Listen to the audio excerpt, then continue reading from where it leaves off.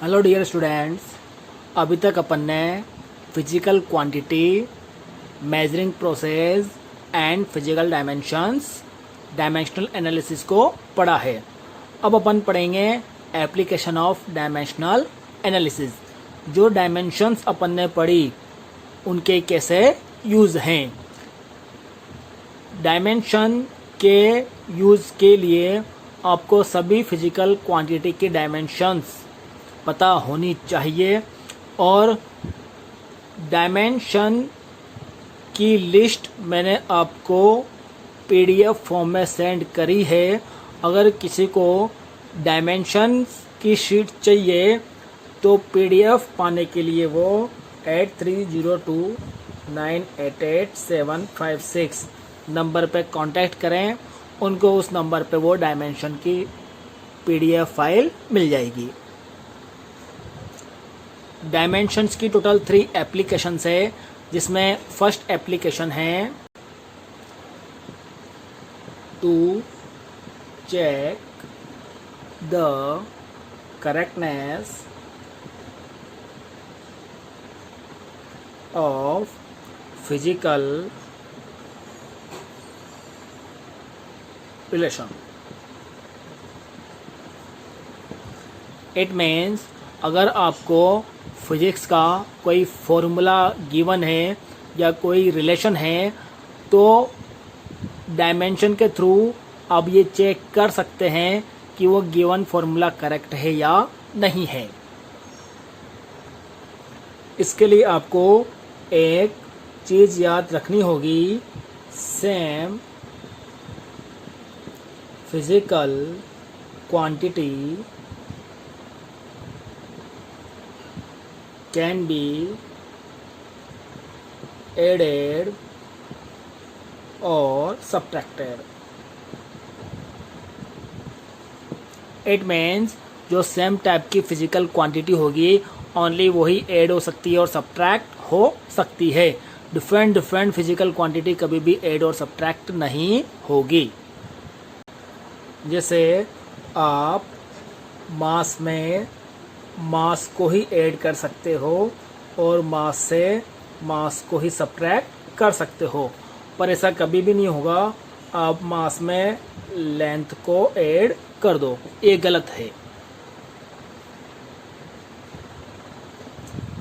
क्योंकि 5 किलोग्राम में अगर 10 किलोग्राम इसको ऐड करेंगे तभी अपने पास आएगा 15 किलोग्राम, और 10 किलोग्राम माइनस 5 किलोग्राम करोगे तभी अपने पास आएगा 5 किलोग्राम।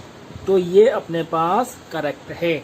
इट मीन्स जो सेम फिजिकल क्वांटिटी है जिनकी यूनिट सेम है वो ऐड हो सकती है और वो ही सब्ट्रैक्ट हो सकती है।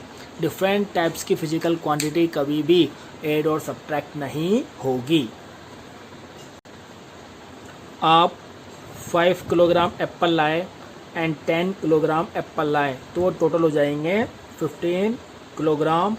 आप 10 किलोग्राम टमाटो लाए, उसमें से आपने 5 किलोग्राम टमाटो वापस कर दिए तो आपके पास 5 किलोग्राम टमाटो ही बचेंगे। कभी आपने ऐसा सुना है क्या? 5 किलोग्राम में आपने ऐड कर दिया 10 मीटर, जब इसको ऐड करोगे तो क्या आएगा? कुछ भी नहीं आए। तो ये डिफरेंट फिजिकल क्वांटिटी है। ये मास फिजिकल क्वांटिटी, ये लेंथ फिजिकल क्वांटिटी। तो इस तरह से ऐड होना इम्पॉसिबल है। और ऐसा भी नहीं होगा कि आप कर लो 10 मीटर माइनस 5 सेकेंड। ठीक, ये अपने पास लेंथ है, ये अपने पास टाइम है, तो ये भी पॉसिबल नहीं है। आप किलोग्राम में मीटर को ऐड नहीं कर सकते, आप सेकेंड को मीटर से सब्ट्रैक्ट नहीं कर सकते। तो इस तरह से ओनली सेम टाइप की physical quantities can be added और सब्ट्रैक्टेड। कोई भी फॉर्मूला है उसकी करेक्टनेस को चेक करने के लिए उसके LHS को आप लिखेंगे, उसके बाद उसकी डायमेंशन को लिखेंगे, उसके बाद RHS वाले पार्ट से RHS की डायमेंशन को लिखेंगे। अगर दोनों इक्वल आते हैं तो फॉर्मूला करेक्ट है, अगर दोनों इक्वल नहीं आते हैं तो फॉर्मूला इनकरेक्ट है। ये सपोज करो example F equal to m v square upon r. यहाँ पे F है force, m mass, v velocity, r radius. ये सेंट्रीपेटल फोर्स का फॉर्मूला है जो आगे चैप्टर में आएगा। अब अपन को ये चेक करना है ये फॉर्मूला करेक्ट है या नहीं है। तो अपन पहले LHS देखेंगे। LHS, LHS क्या है? फोर्स। फोर्स की डायमेंशन निकाल रखी है आपने, आप डायमेंशन की लिस्ट में भी देख सकते हैं। इसकी डायमेंशन MLT-2। ऐसे ही RHS, RHS क्या? mv square upon r। मास, मास की डायमेंशन m, वेलोसिटी की डायमेंशन LT-1 स्क्वायर है तो स्क्वायर हो रहा है। और रेडियस, रेडियस एक तरह से लेंथ है, इसकी डायमेंशन L। तो यहाँ से ये हो जाएगा अपने पास, इसको ओपन करेंगे m, इसको सोल्व किया ब्रैकेट को L2T-2 अपॉन L, ये L स्क्वायर अपॉन L, ये हो जाएगा MLT-2। एक L से एक L कैंसिल। तो एक तरीके से जो अपने पास आया ये तो LHS और ये RHS। तो LHS एंड RHS दोनों ही के आगे सेम, तो ये फॉर्मूला डायमेंशनली करेक्ट है। ऐसे ही सेकंड एग्जांपल, अपन ने काइनेटिक एनर्जी का फॉर्मूला पढ़ा है 9th क्लास में, हाफ mv स्क्वायर। यहाँ पे के काइनेटिक एनर्जी,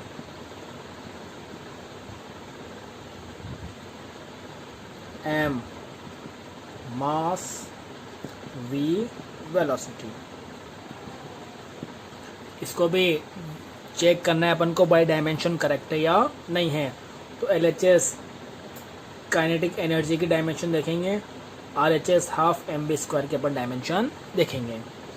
तो काइनेटिक एनर्जी की डायमेंशन, अब देखो चाहे एनर्जी एनर्जी है, चाहे काइनेटिक हो, पोटेंशियल हो, कोई सी भी हो, तो एनर्जी है, एनर्जी की डायमेंशन होती है m1L2T-2। ये निकाल रखा है अपन ने पहले, ठीक। उसके बाद RHS में अपने पास हाफ mv स्क्वायर, इसके डायमेंशन देखें, हाफ एक नंबर है, नंबर कोई फिजिकल क्वांटिटी नहीं है, तो इसलिए इस कांस्टेंट की कोई डायमेंशन नहीं होगी। m मास है, मास की dimension m, v velocity, velocity की डायमेंशन LT-1, यहाँ स्क्वायर है तो ये स्क्वायर, और ये बन गया ML2T-2। तो RHS और LHS क्या? इक्वल। ऐसे ही आप ये घर पे करके देखना।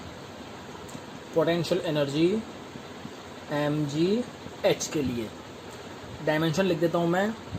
पोटेंशियल एनर्जी की डायमेंशन ML2T-2, वही काइनेटिक एनर्जी के जैसी।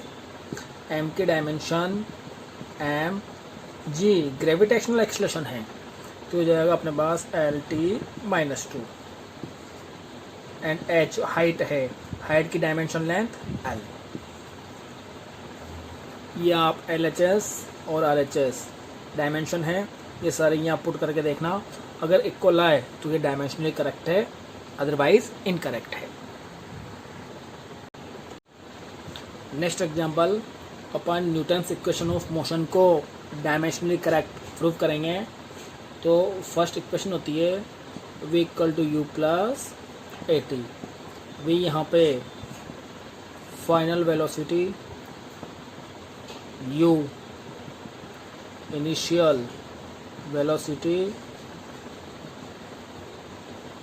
a एक्सेलरेशन, t टाइम, ठीक। अब वेलोसिटी वेलोसिटी चाहे फाइनल हो या इनिशियल हो, वेलोसिटी बाई वेलोसिटी, इन दोनों की डायमेंशन सेम रहेगी। और अपन ने पहले एक रूल देखा था, same physical quantities can be added और सब्ट्रैक्टेड। तो यहाँ पे अपन देखेंगे तो अपने पास यहाँ पे 3 टर्म्स हैं, फर्स्ट टर्म LHS में एंड 2 टर्म्स RHS में, और ये अपने पास ऐड हो रही है, मतलब इन दोनों की डायमेंशन भी क्या आनी चाहिए, सेम आनी चाहिए। तो अपन इन तीनों के लिए 3 टर्म्स है, इन तीनों के लिए डायमेंशन देखेंगे, अगर वो करेक्ट आती है तो ये फॉर्मूला करेक्ट है। तो v एक तरह से फाइनल वेलोसिटी, इसके dimension LT-1, u initial velocity, इसके डायमेंशन भी LT-1, next term AT, A acceleration, A की डायमेंशन LT-2, T की डायमेंशन T। तो यहाँ से ये डायमेंशन बन जाएगी LT-2 और +1 T-1। एक तरह से इन तीनों की डायमेंशन करेक्ट है, तीनों की डायमेंशन करेक्ट है, it means Newton's first equation of motion dimensionally correct है। सेम ऐसे ही आप न्यूटन की अदर इक्वेशंस को प्रूव करेंगे। Second equation S = ut + ½ AT² and third v² = u² + 2as, जहाँ पे S अपने पास डिस्प्लेसमेंट है, u इनिशियल वेलोसिटी,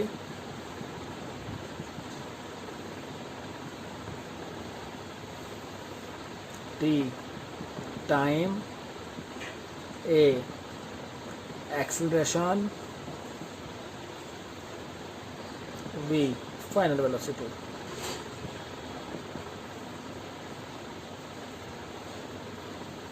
जब आप इनको सॉल्व करो और जब आप ये टर्म्स लोगे ½ AT² 2as, तो इनमें हाफ की और 2 की कोई डायमेंशन नहीं रखना, ओनली AT² और A और S के डायमेंशन को ही रखना है। बाकी नेक्स्ट एप्लीकेशन अपन नेक्स्ट क्लास में पढ़ेंगे। Thank you.